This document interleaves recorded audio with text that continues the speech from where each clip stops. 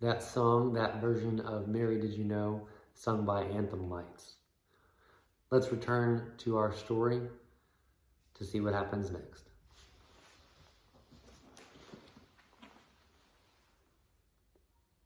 The shepherds returned, glorifying and praising God for all the things they had heard and seen, which were just as they had been told.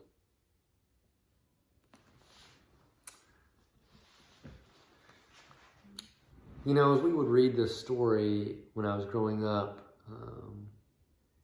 it was easy to think that everything was perfect. I remember being surrounded by my family, enjoying food, enjoying fellowship, about to open presents. And I don't think I fully grasped everything that was going on in this story. You know, Mary is 9 months pregnant, and Joseph and Mary have to travel 90 miles from Nazareth to Bethlehem for him to register.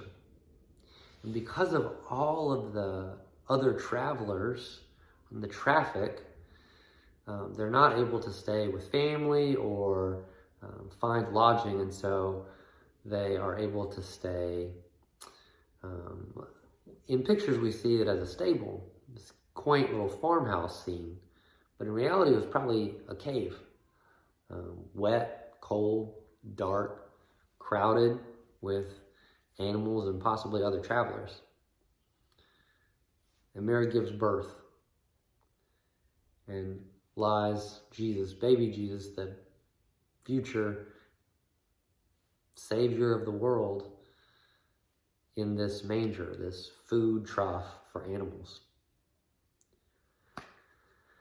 And it wasn't like things were great in society at the time either. The Roman Empire ruled over the Jewish people with an iron fist.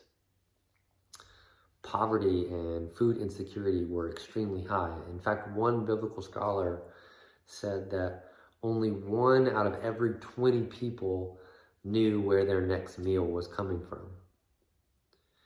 This was a terrible time. But it's not so different than this year. This year has been terrible for a lot of people and in a lot of different ways.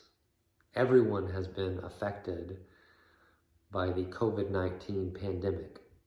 Whether you were simply inconvenienced or whether you lost a job or whether you lost a loved one, this has been a difficult year. So perhaps we can be reminded that when Christ enters the world, he doesn't enter a picture-perfect reality. He enters into the junk.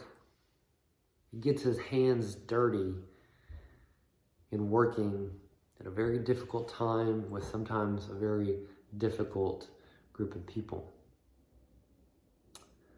That gives me a lot of hope. That Christ enters a reality that is full of pain and disappointment. So I want you to be reminded of that tonight on this holy night. And Merry Christmas.